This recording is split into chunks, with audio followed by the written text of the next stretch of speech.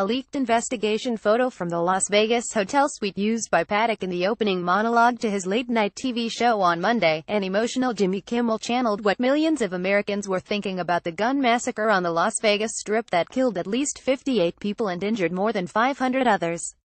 Kimmel described it as an inexplicable attack by a very sick person with an insane voice in his head. On the brink of tears, Kimmel said, "We wonder why, even though there's probably no way to know why a human being would do something like this." It was a powerful moment, and yet these widely shared comments from Kimmel also reinforced a misconception that invariably marks the national discourse in the aftermath of indiscriminate mass shootings, that the perpetrator was severely mentally ill, and somehow just snapped and went on a killing spree. Law enforcement investigators and journalists have found no record of mental illness for 64-year-old Stephen Paddock, whom police found dead from a self-inflicted gunshot wound. And as with the vast majority of mass shooters, there is substantial evidence showing that Paddock deliberately planned the massacre over a lengthy period of time and then methodically carried it out. Sunday's massacre resulted in the highest injury and death toll of any mass shooting in modern U.S. history. As with most of these attacks, entangling motive can be quite complicated. That certainly is the case with Paddock, a former government worker, accountant, and itinerant high-stakes gambler whose personal background was a mysteriously blank slate in an initial wave of media reports.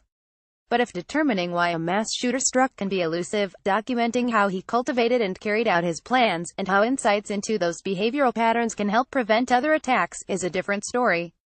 Calling Paddock a crazed lunatic full of hate, as the Las Vegas mayor did, or a very, very sick individual, as President Donald Trump did, may offer some catharsis. But it isn't very helpful for understanding such crimes.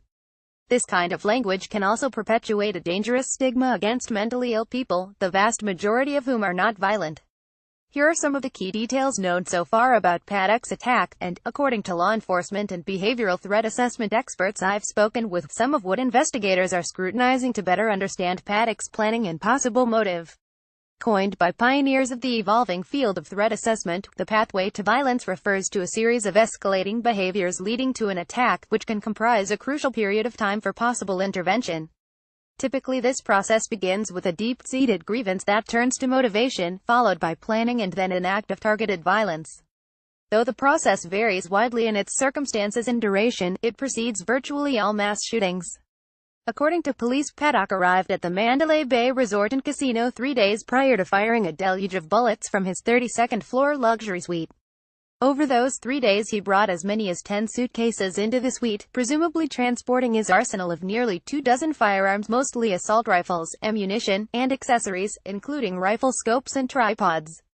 Paddock also installed surveillance cameras inside and outside the room, and he used multiple rifles to conduct the attack from 2 windows he smashed out with a hammer.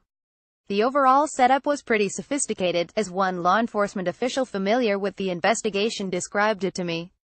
Prior to Paddock's 3 days at the hotel, this official said, Paddock likely undertook days or weeks of planning, if not longer. He may also have considered targeting another music festival the previous weekend. This was not the behavior of a person who had just snapped. Eric Paddock, a brother of the perpetrator who lives in Florida, told reporters that he and his family were shocked and horrified by the news, and said that Stephen Paddock was not an avid gun guy. Clearly, he was misinformed.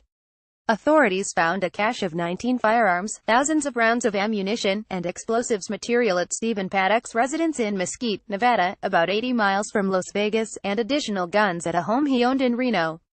Many of the 47 weapons found in total were purchased legally through gun sellers in Nevada, Utah, California, and Texas. Paddock had no military background, but his weapons and tactics, including 12 rifles modified with legal bump stocks allowing them to fire at a rate similar to fully automatic weapons, bore hallmarks of a plan designed for killing en masse. Threat assessment experts have documented many cases where mass shooters cultivated a pseudo-commando image, attackers who were obsessed with military-style weapons and paraphernalia and aspired to a warrior mentality. Whether Paddock ever voiced such interest is unclear, but his preparations and arsenal are an unambiguous measure of it.